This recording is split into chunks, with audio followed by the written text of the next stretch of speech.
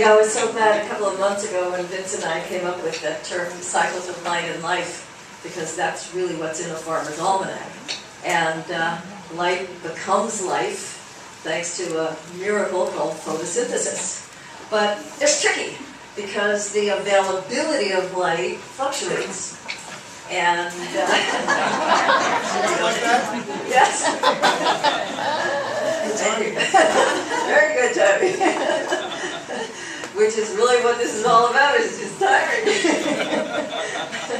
So yeah, the availability of light fluctuates, and there isn't a whole lot we can do about that when we're outdoors. And here we can just flick a switch, but you can't turn the sun off and on.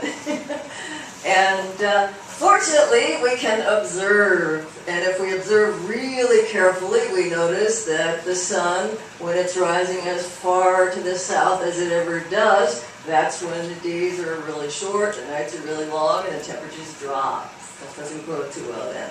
When the sun is rising as far to the north as it ever does, that's when the days are long, the nights are short, temperatures rise, and stuff is growing like crazy. So if we keep watching this cycle, we see this guiding all of the life on the planet. And if we live by this cycle, then we know when to plant our seeds at the right time so they don't just die in the ground. And we know when to aim our arrows at migrating birds, or when to aim our arrows at migrating beasts, or when to put our fish nets in the water and actually catch migrating fish. And so our ancestors did a whole lot of work in connection with learning how to live by these cycles. But work is only part of it. What else do we do by these cycles? It's just as important as work. Celebrate, exactly. Express our gratitude for the fact that these cycles are there and we figured out how to work with them. And expressing our gratitude for these cycles is, we don't really have words to describe why it's important, but we can all feel that. I mean, it's why we say grace before we have our meals. Huh? And so I want to talk about expressions of gratitude that people will be doing next week. August 1st is a holiday that's been observed in Europe for a really, really long time. Anybody happen to know the name of it? Old European holiday?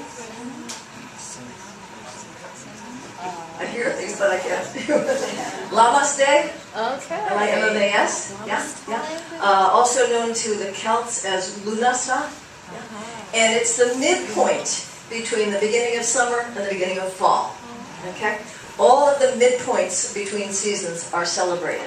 Okay? The Halloween is the midpoint between the beginning of fall and the beginning of winter. Groundhog Day, which has degenerated into a joke but didn't start out that way, was the midpoint between the beginning of winter and the beginning of spring. May Day, the midpoint between the beginning of spring and the beginning of summer. And Lammas Day, or Lunasa Day, midpoint between the beginning of fall, beginning of spring, summer, and the beginning of fall. So anyway, this holiday is observed, as I said, mostly in Europe and in other parts of the world. And it brings up an interesting issue, the whole thing of observing a holiday. Have you ever noticed that that's the word that's used, observing a holiday? We never just say having a holiday or enjoying a holiday. We say observing it. What's the observing all about? Anybody want to guess? What's the observing all about? Sky. There's more to it than just that, because to work with the sky, you need an observatory if you want to observe your holiday on the right day. Timing. It all goes down to timing, you know? Not just the timing of when you plant your seeds, but also the timing of the celebrations, and we'll explore some of that later. But yeah, you need an observatory if you're going to observe a holiday, which is why we call it observing holidays. Now, the observatory doesn't have a telescope in it, though, okay? The observatory can be something as simple as a vertical object. And you observe, if you keep standing in the same place with regard to it, that, okay, when the sun rises as far to the south as it ever does, then da-da-da-da, when it rises as far to the north as it ever does, then da-da-da-da.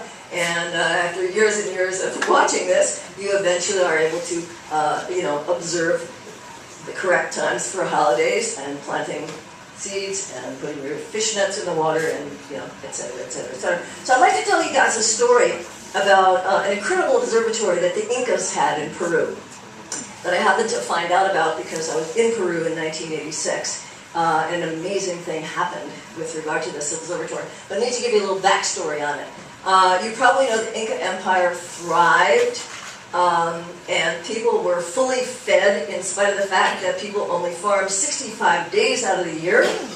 And they generally had a 3 to 7 year surplus of food in spite of the fact that the Andean soil, or the Andes Mountains where the Incas lived, is rocky, barren, steep, and dry.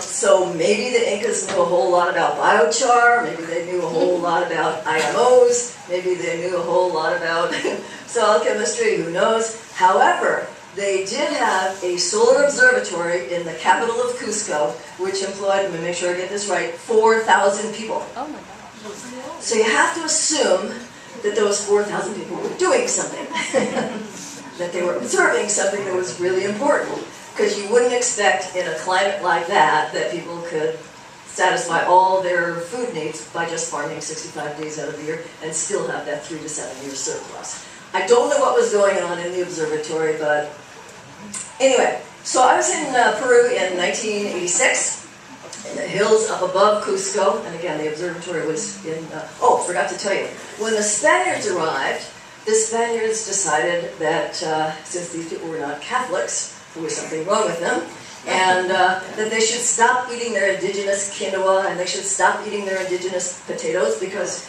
the only right food was Spanish rice, which doesn't grow very well in the Andes Mountains. But to further establish their control over the indigenous people, they completely covered over the observatory.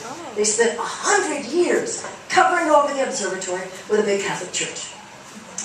And so hundreds of years go by, and after hundreds of years, by 1986, when I was in Peru, a lot of folks weren't quite sure if the observatory had ever really existed, because it had been covered over for so long. Yeah? They started, maybe that observatory was just some fable that people made up, They weren't really sure if the observatory had ever existed. So I'm there in the hills above Cusco, and all of a sudden I realized, whoa, there's something terribly wrong with my legs. I can't stand up. And then I realized, oh, it's not my legs, because there's this loud noise coming out of the ground. It was this giant earthquake. So I just went down on my bum and waited it out. But anyway, so a few hours later, I was in Cusco shopping for a jacket, because I was really cold. I hadn't brought enough warm clothes with me. Shopping for a jacket, going through the marketplace there in Cusco. And all these people, and I should mention, everybody there is indigenous. Once you get outside of Lima, everybody there has this beautiful copper-colored skin. There's no white people at all. And so everybody's running around, and they're all hugging each other, and laughing, and crying, and embracing, and they're all like, La Curicancha, La Curicancha, La Curicancha! And they're just totally overjoyed and shocked. La Curicancha was the observatory. And you want to guess what happened during the earthquake? The church cracked open. And underneath it, totally intact, after hundreds of years, because the Incas knew how to build earthquake-proof structures, and the Spaniards never figured that out. So the church cracks open, and underneath it, totally intact, is La Coricancha. And literally, the people were just running around in the streets crying, and La Coricancha, La Coricancha. So I kind of take this as an omen that one day nature will crack open big structures like Monsanto, and we all know what's going to be still there inside.